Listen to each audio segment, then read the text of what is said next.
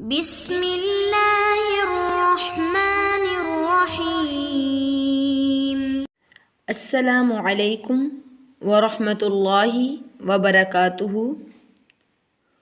قال رب اشرح لي صدری ويسر لي امری واحلل عقدۃ من لسانی یفقهوا قولی رب زدنی علما رب زدنی علما رب زدنی علما۔ آج ہم پڑھیں گے حروف مدہ کی پہچان۔ حروف مدہ کل 3 ہیں: الف، واو، یا۔ الف سے پہلے زبر، واو ساکن سے پہلے پیش، یا ساکن سے پہلے زیر۔ یہ تینوں حروف ایک الف کے برابر لمبا کر کے ہم ادا کریں گے۔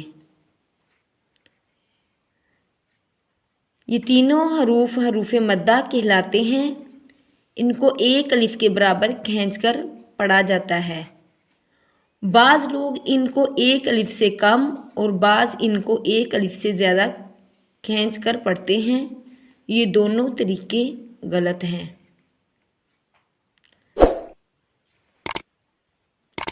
اور جیسا کہ جس کلمے کے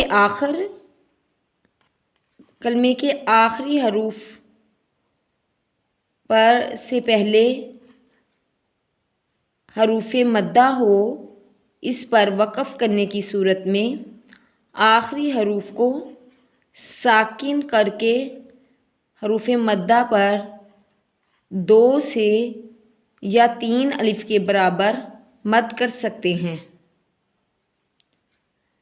تاہم اگر کلمے کا آخری حروف قلقلہ ہو تو اسے پر وقف کرتے وقت حروف مدہ پر مد کرنے کے ساتھ ساتھ حروف قلقلہ بھی ہوگا، جیسے راق۔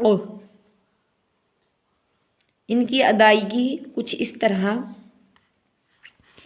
اعوذ باللہ من الشیطان الرجیم،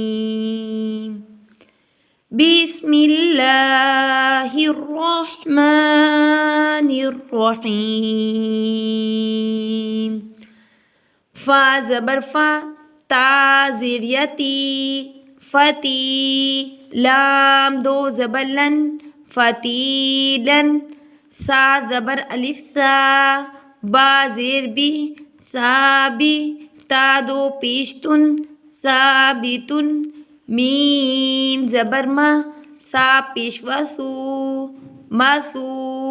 با زبر با، مسوبہ۔